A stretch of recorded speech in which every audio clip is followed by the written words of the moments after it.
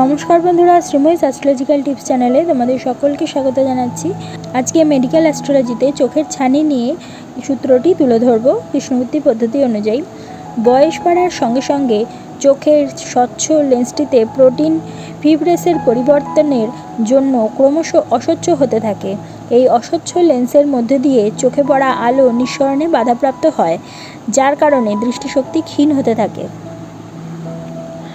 চোখের ছানি দূর করা হয় অপারেশন করে। ছানি করার প্রথম দিকেই কিন্তু অপারেশন করা হয় না। যখন একটা সময়ে ছানি মাছের আঁশের মতো হয়, তখন অপারেশন করে ছানি দূর করা হয়ে থাকে। কৃষ্ণমূর্তি পদ্ধতি অনুযায়ী ষষ্ঠভাবে সাবলর্ড যদি লগ্ন, দ্বিতীয় লগ্ন অর্থাৎ শরীর, দ্বিতীয় চোখ নির্দেশ করে, অষ্টম বিপদ এবং সমস্যা নির্দেশ করে থাকে, দ্বাদশ ছেদ অথবা হাসপাতাল নির্দেশ করে থাকে, অর্থাৎ 1, 2, 8 এবং 12 ভাবের সাথে নির্দেশক হয়ে রাহু যেটি ছানি দিয়ে থাকে, চন্দ্র বাম চোখ নির্দেশ করে, আর রবি ডান চোখ নির্দেশ করে, শুক্র দৃষ্টি নির্দেশ করে থাকে, শনি মৃত কোষ নির্দেশ করে থাকে।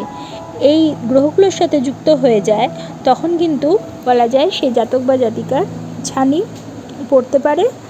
এবং এই সাবলর্ডের এই ভাবগুলো যদি যুক্ত হয় এবং এই গ্রহগুলো যুক্ত হয়, তাহলে সেই সময়ে কিন্তু এবং দশা অন্তর্দশা যদি পারমিট করে, তাহলে কিন্তু সেই সময় জাতক জাতিকার ছানি অপারেশন করার প্রয়োজন হয়ে পড়বে।